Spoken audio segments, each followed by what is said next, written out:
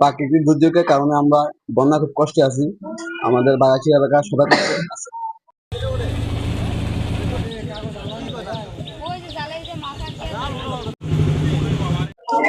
পাহাড়ি ঢলের বাগাইছড়ি উপজেলা প্লাবিত, বন্যায় প্লাবিত। আসলে অধিকাংশ এই ৩ নং ওয়ার্ডে অধিকাংশ ঘরেই বন্যায় প্লাবিত হয়েছে এবং আমি নিজেও ব্যক্তিগতভাবে আমার ঘরের মধ্যে প্রায় ১ কোমর পানি। কোন রকম বাচ্চা টাচ্চা নিয়ে আমি খাটের উপরে আছি।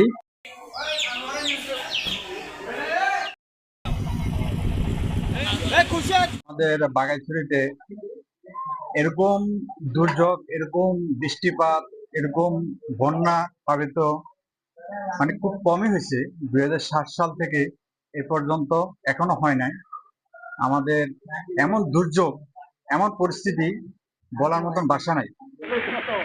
বন্যায় আমাদের অনেক ক্ষতি হয়েছে, কিন্তু আমাদের হাঁস মুরগি মানে গরু ছাগল এগুলো সবই কিন্তু কিছুই নাই, ধান হইতে সব পানির তলায়।